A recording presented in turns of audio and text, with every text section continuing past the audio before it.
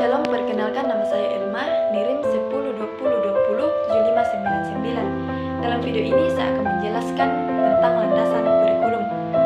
Jadi secara umum, landasan ini dikelompokkan dalam 4 jenis landasan.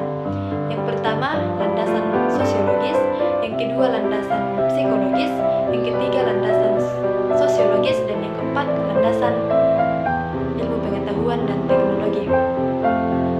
Yang pertama, landasan filosofis.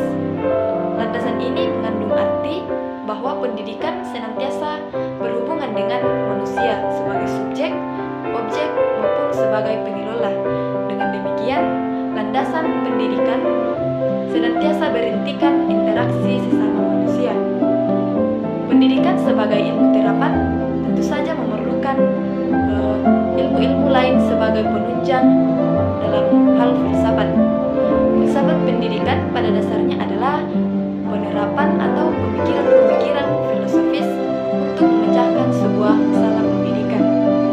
Masalah pendidikan lebih lanjut dikatakan bahwa kurikulum pada hakikatnya adalah alat untuk mencapai sebuah tujuan.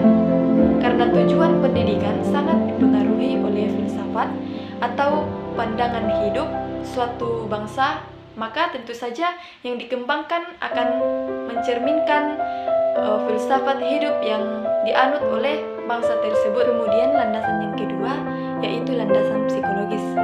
Jadi landasan ini didasarkan pada prinsip bahwa perkembangan seseorang dapat dipengaruhi oleh lingkungan dan kematangan.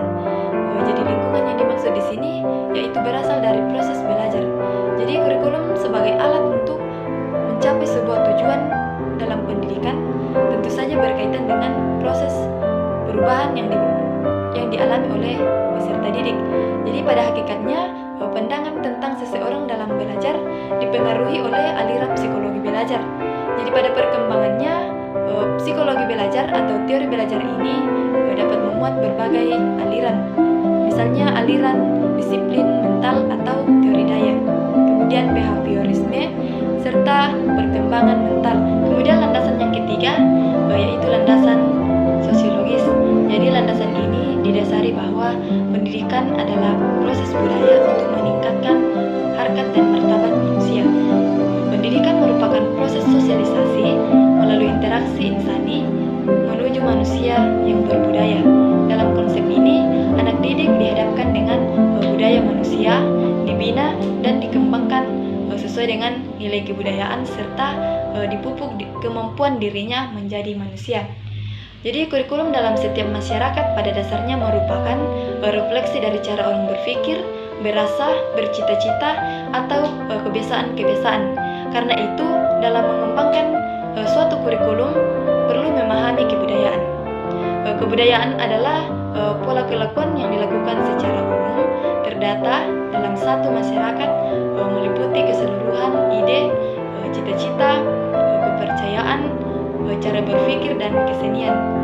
Pengembangan kurikulum yang dilandasi oleh hal tersebut sifatnya umum, artinya berlaku bagi kehidupan masyarakat. Kemudian landasan yang keempat adalah landasan ilmu pengetahuan dan teknologi. Sumber nilai yang ada dalam masyarakat untuk dikembangkan melalui proses pendidikan ada 3, yaitu logika, estetika, dan etika. Ilmu pengetahuan dan kebudayaan adalah nilai-nilai yang bersumber pada logika atau pikiran. Sebagai akibat dari kemunculan ilmu pengetahuan dan teknologi yang pada hakikatnya adalah hasil kebudayaan manusia, maka kehidupan manusia semakin luas, semakin meningkat, dan tuntutan hidup pun semakin tinggi.